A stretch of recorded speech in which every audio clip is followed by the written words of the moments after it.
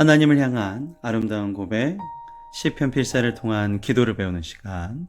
오늘은 시편 68편 19절부터 27절까지의 말씀입니다. 승리 확신의 기도가 되겠습니다. 이 68편은 지난 앞에서도 설명드린 것과 같이 언약궤, 하나님의 말씀이 있는 언약궤가 예루살렘의 성소로 옮겨지는 사건을 배경으로 다루고 있다라고 볼 수가 있습니다. 그래서 시편 68편을 차량시로 일컬어지고요. 오늘의 내용 분류를 보시면 하나님께서 베푸실 승리를 찬양하는 부분이 23절까지, 그 다음 거룩한 곳, 성소에 행차하시는, 성소에 들어가시는 하나님에 대한 환희의 찬양, 기쁨의 찬양이 마지막 27절까지 되겠습니다. 그러면 68편 세 번째 되는 부분, 승리 확신의 기도 같이 들어가겠습니다. 날마다 우리 짐을 지시는 주, 곧 우리의 구원이신 하나님을 찬송할지로다. 셀라. 셀라 부분은 어느 내용이 이제 딱 마무리가 될 때 다른 내용으로 바뀔 때 쓰는 음악적 표현이고요. 우리는 사실 매일 삶에 고통스러운 짐을 지르고 가죠. 이게 아담과 하와 때 욕심을 부려서, 정욕을 부려서, 탄심을 부려서 내 것이 아닌데 내 것을 사모하는 마음, 다른 것을 탐하는 마음을 가지고 결국 죄라는 것이 우리 안에 하나님의 길에서 벗어나는 것이 이루어지게 되었고, 끊임없는 죄성이 우리 안에 있죠. 그래서 어떤 것을 가져야 되고 못 가지면 계속적으로 안타깝고 막 이렇게 힘들어하는 마음들이 항상 우리에게 있습니다. 그것이 짐인데, 우리의 짐을 평생을 살아가야 되는데 대신 지어주신다는 거죠. 누가? 우리를 창조하신 하나님께서. 그래서 구원의 하나님이라고 여기서 표현이 됩니다. 구원. 내가 항상 이렇게 언제까지 이 허무한 고통 속에 살아갈 것인가? 하지만 여기서 우리를 구원하신 하나님. 하나님은 우리에게 구원의 하나님이시라. 그렇죠? 20절에 나옵니다. 사망에서 벗어남은 주 여호와로 말미암거니와. 결국 우리가 남의 것을 계속 탐하다 보면 하나님의 형상대로 창조한 우리가 하나님의 뜻과 반대되게 성장을 하게 되죠. 그럼 결국 이 세상에서 결국 우리는 사망으로 남겨지게 되는 거예요. 사망이라는 것은 진짜 우리가 죽는 거죠. 우리 기독교에서는 죽는 걸로 표현 안 합니다. 어떻게 되죠? 하늘로 올라가죠. 천국에 갑니다. 여기서 말하는 하늘은 스카이도 아니고 스페이스도 아니고 그 너머 헤븐이죠. 하나님이 계신 그 거룩한 곳에 우리는 원래 올라가는데, 그러지 않으면 올라가지 않고 진짜 죽는다라는 것이죠. 여기서 진짜 죽는다는 것은 하나님과 멀어진다라는 표현이 됩니다. 21절 그의 원수들의 머리 곧 죄를 짓고 다니는 자의 정수리는 하나님이 쳐서 깨뜨리시로다. 무서운 얘기인데 이게 무슨 얘기냐면, 이 사망이 되는 것은, 정말 이 지옥에 가는 것은 하나님이 안 계시죠. 너무 무섭죠. 하나님이 안 계시면 더 무서운 거예요. 뭔가 누구한테 간곡히 부탁할 분이 안 계세요. 그러니까 이 자들이 자기가 계획을 잘 세우고 뭔가 잘 될 것 같아도 정수리를 깨뜨리신다는 것은 절대 이게 회복이 될 수 없다는 것이거든요.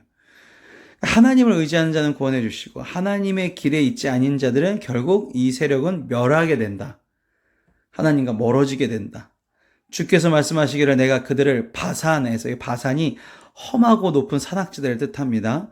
바산에서 돌아오게 하며 바다 깊은 곳에 돌아나오게 하고, 아무리 원수들이 막 험한 높은 산악지대, 하나님한테 피하려고 바다 깊은 곳에 있어도 전능하신 하나님의 심판은 피할 수가 없다. 23절 내가 그들을 심히 치고 그들의 피에 내 발을 잠그게 하며 내 집의 계혀로 내 원수들에게 제 분깃을 얻게 하리라 하시도다.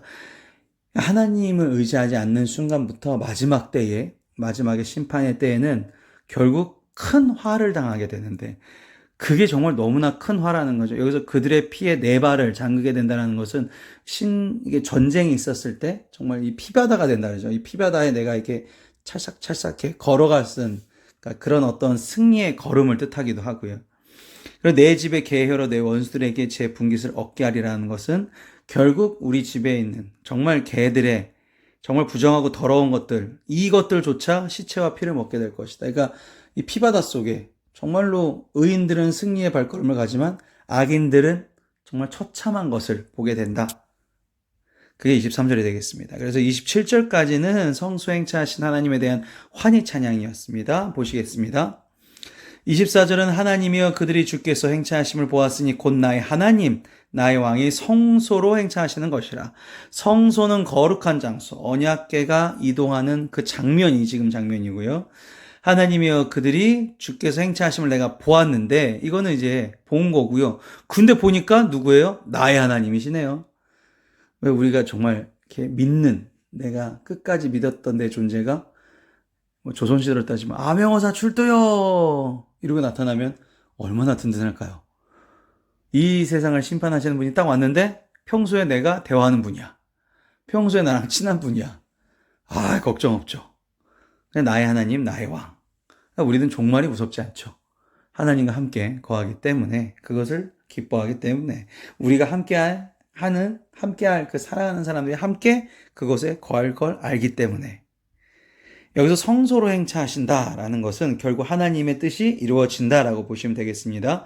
소고치는 처녀들 중에서 노래 부르는 자들은 앞서고 악기를 연주하는 자들은 뒤따르나이다. 이 26절부터 끝절까지는 결국 온 이스라엘이 하나님의 베푸신 승리에 참여해서 기뻐하는 날이 올 것이다. 이게 종말론적 예언이죠. 그래서 예언적 찬양입니다.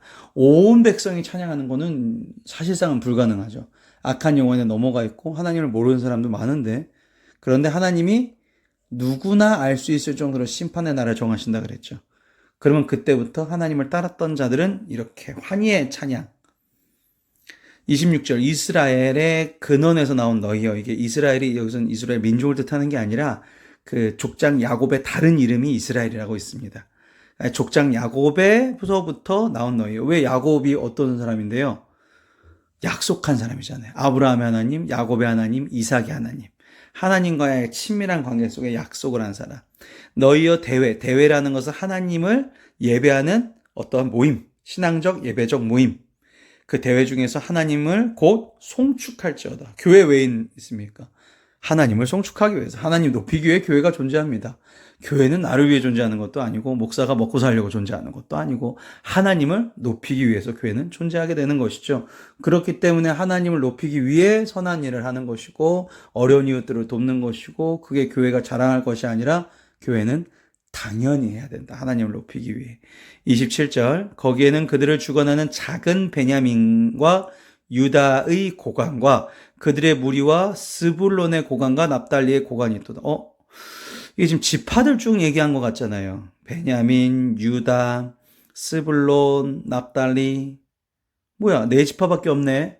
총 지파가 12지파거든요. 근데 이게 4지파만 나온 게 잘못된 것이 아니라 이제 어떠한 그 함축적 생략, 시적 표현이라고 보시면 됩니다. 왜냐면 베냐민, 유다가 가나안, 이제 남쪽 가나안입니다. 그 다음에 스불론, 이 납달리는 가나안 북단. 그러니까 끝과 끝에 있어요. 그러니까 결국에는 12지파 모두가 하나님을 찬양하는 날이 올 것이다. 이렇게 27절로 마무리되고 있습니다. 오늘도 찬양받기에 이렇게 합당하신 하나님을 함께 찬양하도록 하겠습니다. 기도하시겠습니다. 찬양받기에 합당하신 하나님, 오늘도 평안한 하루를 주심에 감사드립니다. 다른 이들과 비교 속에서 불평하는 것이 아니라 주님께서 대신 짐을 지어 주심에, 은혜를 누리게 하심에 제 입술에서 감사가 나올 수 있게 하여 주셔서 감사드립니다. 온 백성이 주님을 찬양하기를 원합니다. 모든 나라의 백성이 하나님의 형상을 회복하여 사랑과 자비가 충만한 자녀들이 되기를 원합니다. 저희 가족들도, 제가 기도하는 모든 사람들도 사랑 충만한, 감사가 넘치는 자녀가 되게 하여 주실 줄 믿사와 예수님의 이름으로 기도를 싸움나이다. 아멘.